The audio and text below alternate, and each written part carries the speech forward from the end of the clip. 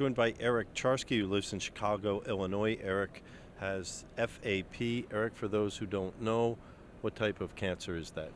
FAP is Familial Adenomatous Polyposis, which is a long-term diagnosis of a genetic cancer that affects your digestive system from throat all the way through.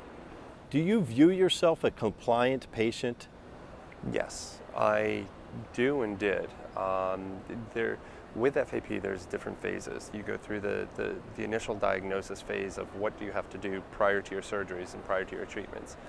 Then you go through your compliance during your treatments and then your post-compliance, and that changes as you get farther away from your surgeries and your treatment dates of what your compliance is. Initially, it was a radical diet change on going to a very, very healthy diet, and then it became a therapy regime after that, and now it's a physical activity and diet regime on a daily basis. What are the challenges of being a compliant patient on an oral therapy? I would say the biggest challenges are getting beyond the side effects of a therapy.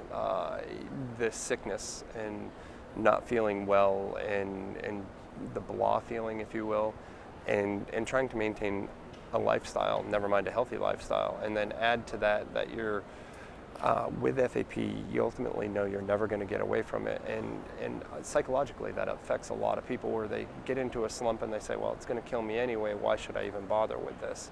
And it's hard to maintain a vigil every day of saying this is going to help make me healthier, to have the best life that I possibly can with this disease and live with it.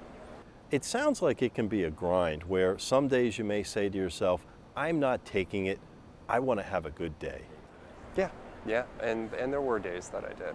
There were days that I cheated when I was taking therapy, when I said, you know what, I'm just not going to take it. And the hard part there was after taking a day or two off of going, you know, I've really got to go back on it, and just not wanting to, and just saying I have to. And I think having somebody supportive in your family is, or that is in your life, and so that can say, I love you, just one more day, give me one more day with you, and that's all I ask for, and that's enough motivation to go back on treatment at that point. What tools or ways might be helpful to patients to help them stay on course with their oral therapy? I'd say the biggest way would be, again, going back to family members, going back to a support structure of having others help you when you're having a down moment, to say, you know, okay, you can have a down day or an off day or 2 days off of treatment, but you've got to go back because this is not only affecting you, this is affecting us. I think having a visual schedule of every 3 weeks I'm going to have one down day, and that way you get a chance to look forward to, okay, I've got 1 day or 2 days that I'm not going to be on treatment. What can we do for those days where I know I'm not going to be as sick, or I'm going to have a little more energy?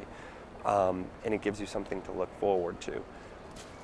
And then I would say the third part to that is to have a regime. I knew at 7:15 every morning, and at 12:15, and at 7:15 in the evening, those were my times.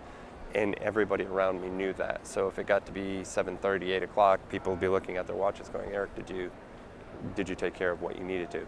So I would say involve others, but make sure that you get a systematic regime set up and you try to stick to that as much as possible. Eric, thanks for your time. Thanks for being with us and sharing honestly about your life. Thank you, Tom. Appreciate it. Did some good. Thank you. My pleasure.